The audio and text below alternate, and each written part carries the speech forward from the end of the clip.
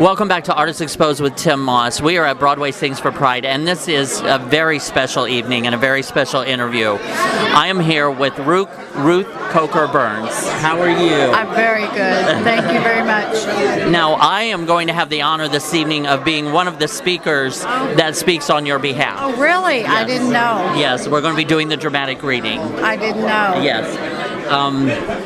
Ruth, tell us a little bit about yourself. I don't know if I can speak because it's so overwhelming to me, but during the AIDS epidemic in the 80s, Right. and I witnessed this firsthand, so many of the people who were diagnosed with AIDS and dying a horrible death were abandoned by their families. Their families would turn their back on them and just leave them to die a horrifying death on their own. And Ruth was there for many, many people to hold their hand and, the way I understand, let them go back to God. That's it. I felt like that I was taking them across a river and handing them to God. That's what I felt like. And they were so wonderful, and they were so brave, and they didn't go, oh, woe is me, and why did I get this? They wore it with pride, and they took it to their grave with pride. They were very proud, and they were the first. And Billy weighed 55 pounds when he died. My goodness. And when I moved after he died, and I straightened him up so his friends could come in and see him, I just used my wrist to move him.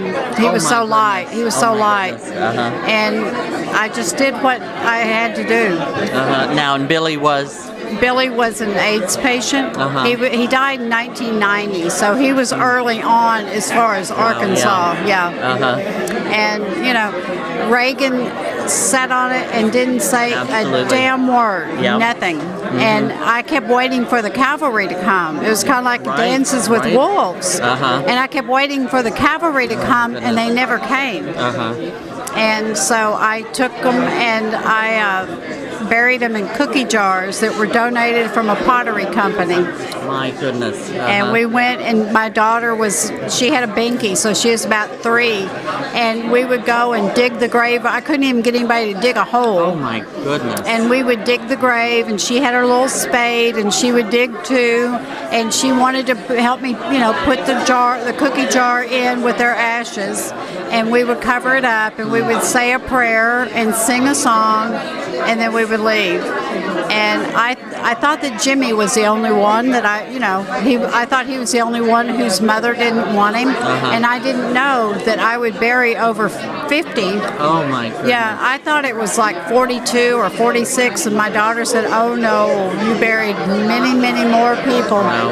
And a lot of, not only me, I did it in the beginning, but when word got out, people would call me and say, I have my partner's ashes. Can I spread them in the cemetery? And I absolutely.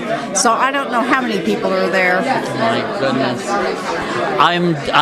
I'm overwhelmed. Thank you so much for, in such a time of desperation and all of those abandoned souls, that you were there at the most critical moment of their life. Thank you so very much. It's angels like you that reinforce my hope in humanity. Right. Thank you so much. Thank you very much. Well, it is an honor to meet you very much. It's such an honor to be here. I can't believe it. It's such an honor.